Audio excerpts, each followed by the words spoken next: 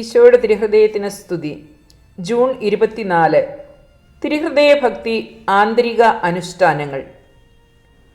ഭക്തി പ്രധാനമായും അടങ്ങിയിരിക്കുന്നത് ബാഹ്യ അനുഷ്ഠാനങ്ങളിലല്ല, പ്രത്യുത മനസ്സ്, ഹൃദയം, ബുദ്ധി, ഓർമ്മ എന്നിവയുടെ ആന്തരിക പ്രവൃത്തികളിലാകുന്നു.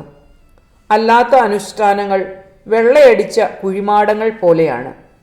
ആന്തരിക ഭക്തിയുടെ പുഷ്പിത ഫലമായിരിക്കണം ബാഹ്യ അനുഷ്ഠാനങ്ങൾ. തിരുഹൃദയ ഭക്തർ അവരുടെ ആന്തരിക ശക്തികളെയും തിരുഹൃദയ സേവനത്തിന് ഉപയോഗിക്കണം. തിരുഹൃദയത്തെ കൂടുതൽ അറിയുവാനും സീമാതീതമായ അവിടുത്തെ നന്മയും സ്നേഹവും എപ്പോഴും ധ്യാനിക്കുവാനും ഓർമ്മിക്കുവാനും ബുദ്ധിയുടെയും ഹൃദയത്തിൻ്റെയും കഴിവുകൾ പൂർണ്ണമായും വിനിയോഗിക്കണം. ആന്തരിക അനുഷ്ഠാനങ്ങളിൽ പ്രധാനമായവ ഇവിടെ പരാമർശിക്കാം. 1. തിരുഹൃദയ ഭക്തർ പാപത്തെ നിശേഷം വർജിക്കണം. ദൈവത്തിൽ നിന്ന് സ്വമനസ്സാലെ അകലുന്നതാണ് പാപം. അത് പിശാചിൻ്റെ പ്രവൃത്തിയാണ്. പിശാച് ദൈവത്തിൻ്റെ ശത്രുവാണ്. അതുകൊണ്ട് ഹൃദയത്തെ വ്രണപ്പെടുത്തുന്ന പാപം നിർമ്മാർജ്ജനം ചെയ്ത് നിഷ്കളങ്ക ഹൃദയം സൂക്ഷിക്കണം. 2. തിരുഹൃദയ ഭക്തർ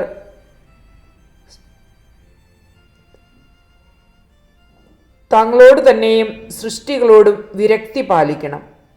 തിരുഹൃദയത്തിൻ്റെ വാഴ്ച നമ്മിൽ ശാശ്വതമാക്കുന്നതിന് സൃഷ്ടികളോടുള്ള അമിത സ്നേഹത്തിൽ നിന്നും അകന്നു നിൽക്കണം.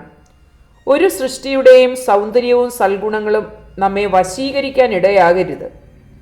നമ്മുടെ സ്നേഹവും പ്രത്യാശയും ദൈവത്തിൽ മാത്രമായിരിക്കണം. അനുവദനീയമായ സന്തോഷങ്ങൾ പോലും ത്യജിക്കുന്നത് ത്യാഗത്തിൻ്റെ ഉയർന്ന പദവിയാണ്.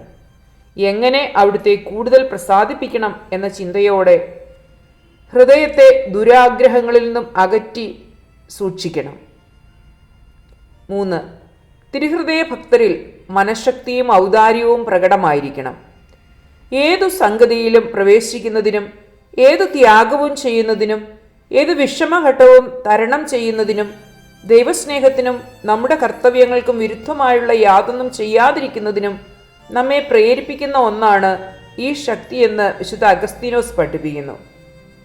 തങ്ങൾ സഹിക്കേണ്ട ക്ലേശം എത്ര അധികമായിരുന്നാലും കർത്താവിൻ്റെ തിരുഹൃദയത്തെ ആരാധിക്കുന്നതിൽ അവർ ഔദാര്യമുള്ളവരായിരിക്കും. 4. കഷ്ടനഷ്ടങ്ങൾ അനുഭവിക്കുന്നതിൽ സന്തുഷ്ടരായിരിക്കും. കുരിശിനോടുള്ള സ്നേഹം അവരിൽ പ്രകടമായിരിക്കും. ആരാധ്യമായ തിരുഹൃദയത്തിലേക്ക് തങ്ങളുടെ ദൃഷ്ടി തിരിച്ചുകൊണ്ട് തപസ്സിൻ്റെയും ത്യാഗത്തിൻ്റെയും സുവിശേഷ പുണ്യങ്ങളുടെയും ഇടുങ്ങിയ വഴിയിൽ കൂടി പ്രയാണം ചെയ്യുന്നവരാണ് യഥാർത്ഥ തിരുഹൃദയ ഭക്തർ. അവർ കുരിശുകളെ ക്ഷമയോടും തൃപ്തിയോടും ശാന്തതയോടും കൂടെ വഹിക്കുന്നു. 5. എളിമ എന്ന പുണ്യം തിരുഹൃദയ ഭക്തരിൽ പ്രശോഭിക്കണം.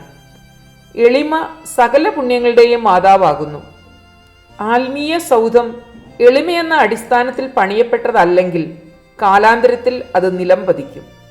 എളിമയുള്ളവൻ സ്വന്തം ബലഹീനതയെ അറിയുകയും എല്ലാ കാര്യത്തിലും ദൈവശക്തിയെ ആശ്രയിക്കുകയും ചെയ്യും. ഞാൻ ശാന്തശീലനും വിനീത ഹൃദയനുമാകയാൽ എന്നിൽ നിന്ന് പഠിക്കുവിൻ. ഈശോയെ അനുകരിച്ച് എളിമയെന്ന പുണ്യം സമ്പാദിക്കുന്നതിന് നാം തീവ്രമായി ആഗ്രഹിക്കണം. ഈ പുണ്യം നമ്മിൽ വളരുന്നതിന് ഈശോയുടെ തിരുഹൃദയത്തോട് കേണപേക്ഷിക്കുകയും വേണം. 6. ഹൃദയശാന്തതയും സമാധാനവും പുലർത്തണം. വിഭിന്നങ്ങളായ ഹൃദയങ്ങളെ സംയോജിപ്പിക്കുന്നതും ആത്മാക്കളിൽ സമാധാനം ഉളവാക്കുന്നതും തിരുഹൃദയ ഭക്തിയുടെ പ്രത്യേക ഫലങ്ങളിൽ ഒന്നാകുന്നു. എളിമയും സൗമ്യതയുമാകുന്ന സുഗന്ധദ്രവ്യങ്ങളാൽ നിറയപ്പെട്ടിരിക്കുന്ന ഒരു മനോഹര ആലയമായി നമ്മുടെ ഹൃദയം രൂപാന്തരപ്പെടുമ്പോൾ അതിൽ നിന്നും സൗരഭ്യമേറിയത് മാത്രം പുറപ്പെടുകയും നാം സമാധാനമുള്ളവർ ആയിരിക്കുകയും ചെയ്യും. 7. തിരുഹൃദയത്തോട് ഐക്യപ്പെടുക.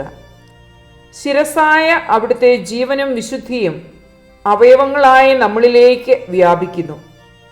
പരിശുദ്ധാത്മാവ് നമ്മെ ക്രിസ്തുവിനോട് ഐക്യപ്പെടുത്തുന്നു. വിശുദ്ധ കുർബാന സ്വീകരണം വഴി മിശിഹായുടെ പരിശുദ്ധി നമ്മിലേക്ക് വ്യാപിക്കുകയും നാം അവിടുത്തോട് ഐക്യപ്പെടുകയും ചെയ്യുന്നു. ഈ ഐക്യത്തെപ്പറ്റി ഈശോ പഠിപ്പിക്കുന്നത് ഇപ്രകാരമാണ്: എൻ്റെ ശരീരം ഭക്ഷിക്കുകയും എൻ്റെ രക്തം പാനം ചെയ്യുകയും ചെയ്യുന്നവൻ എന്നിലും ഞാൻ അവനിലും വസിക്കുന്നു. ജീവിക്കുന്നവനായ പിതാവ് എന്നെ അയച്ചു, ഞാൻ പിതാവ് മൂലം ജീവിക്കുന്നു. അതുപോലെ എന്നെ ഭക്ഷിക്കുന്നവൻ ഞാൻ മൂലം ജീവിക്കും. യോഹന്നാൻ 6:56-57 ദൈവം മനുഷ്യന്റെ ആത്മാവിനെയും അതിൻ്റെ ശക്തികളെയുമാണ് ശരീരത്തേക്കാൾ വിലമതിക്കുന്നത്. അവിടുന്ന് ഹൃദയം പരിശോധിക്കുന്നവനാണ്. വെറും ബാഹ്യ പ്രകടനങ്ങളിൽ സംതൃപ്തനാവുകയില്ല.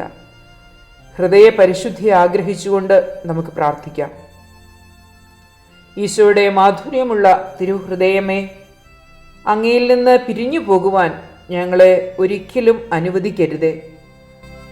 ഞങ്ങളുടെ ഹൃദയങ്ങളെ ബാഹ്യ വസ്തുക്കളിൽ നിന്ന് അകറ്റി പൂർണ്ണ വിരക്തിയോടെ ജീവിക്കുവാൻ ഞങ്ങളെ അനുഗ്രഹിക്കണമേ. ഞങ്ങളുടെ ഹൃദയങ്ങളെ അങ്ങേ ദിവ്യഹൃദയത്തിന് ഒത്തതാക്കി അരുളണമേ. ആമേൻ.